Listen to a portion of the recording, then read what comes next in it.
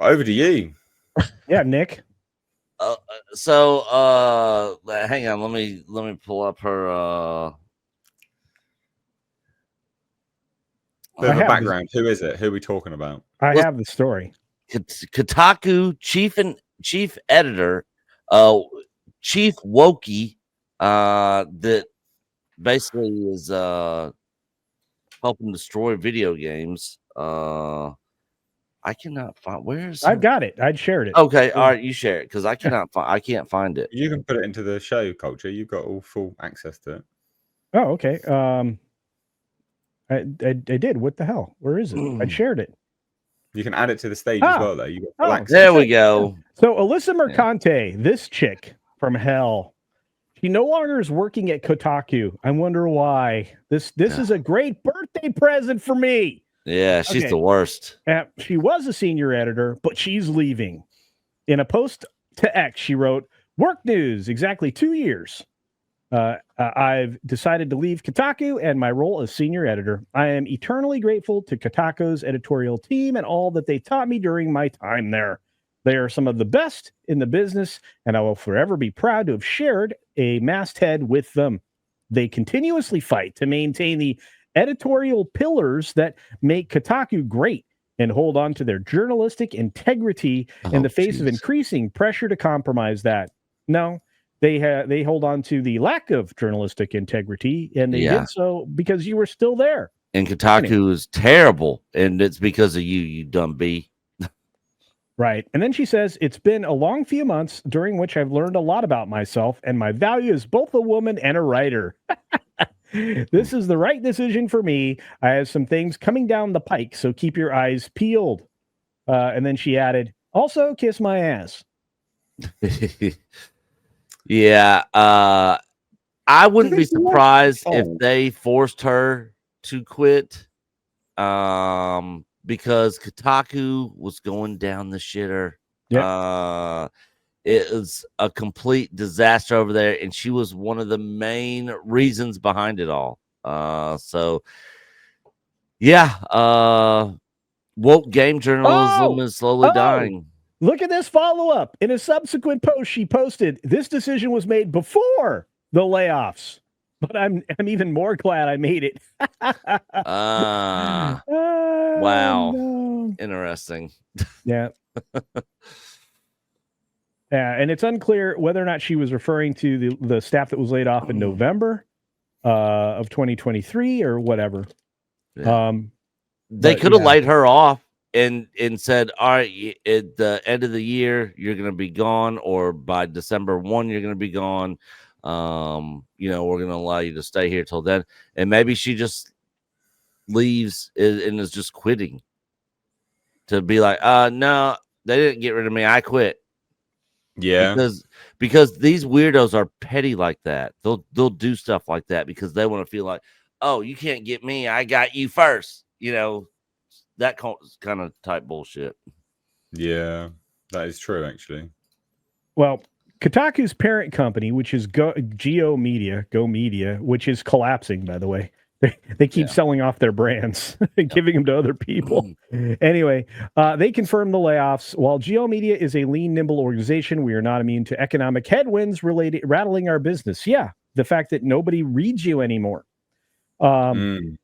As for what Mercante has coming down the pike, YouTuber Hypnotic, he says, will most likely be a DEI consultant for Sweet Baby Inc., the company she ran damage control for. But I don't know. I would believe it because Hypnotic gets a lot of good information, but that's wild.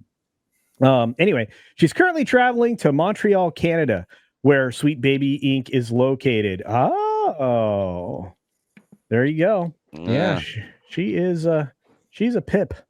Mercante did recently share she was at Compulsion Games, which is located in Montreal, the same city where Sweet Baby Inc. is located. Furthermore, Sweet Baby Inc. is consulting on South of Midnight, which is currently being developed by Compulsion Games, which means it's going to be garbage.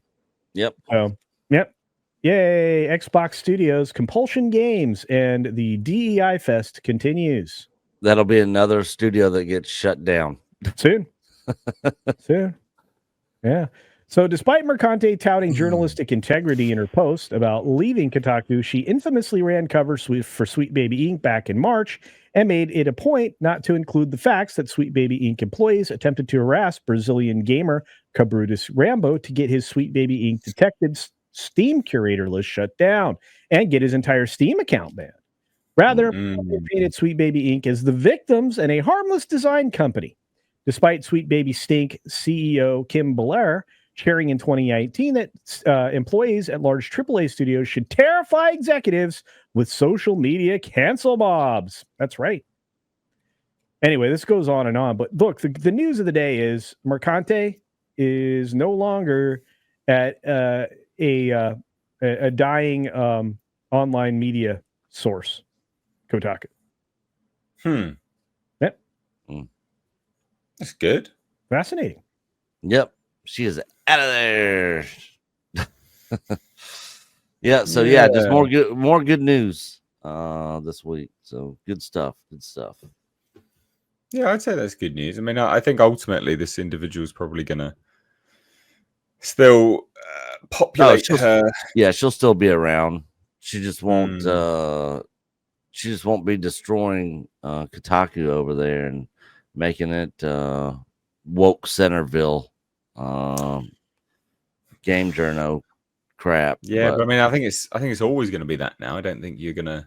Well, they're supposed they'd have to sell the brand off to someone else entirely, or hire someone that is incredibly right wing to stop that, and they're not going to do that.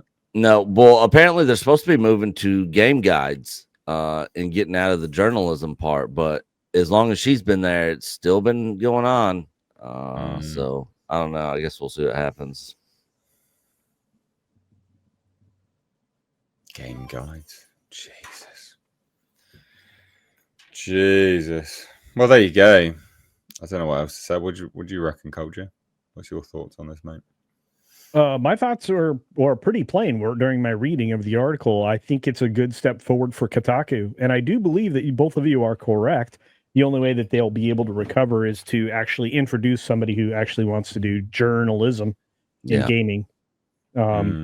You know, and activism in gaming. Well, yeah, and stop attacking the customer base that actually bothers to read them. Yep. You know, again, if they stick to game guides, gaming news, stuff like that, they're in great shape. But the minute they dip their toe into the culture war, which is what their whole cultural section, there's the word, was about, can't talk. You know, then they had a big problem. And it wasn't going to get fixed until they got rid of the cause of the problem. I mean, think of the fact that Deadspin, even though they spun that out and sold it to somebody else, it's still going to cost GO Media tens, if not hundreds of millions of dollars because of that story they did on that kid that was wearing the Indian headdress at a Redskins game. Yeah. Crazy stuff. Cost $1 million. T-Neil says this deserves to be boosted. Mercante looks like a lesser attractive Elton John. Credit to Miss Zen. Miss Zen said that? No. That's great. Love that. That's brilliant. Yeah. It does look a bit Elton John-esque. Well, actually, I feel like that picture makes her look like she's just finished taking a satisfying shit. Yeah, I can see that as well. Yeah. Unfortunately, Yeah.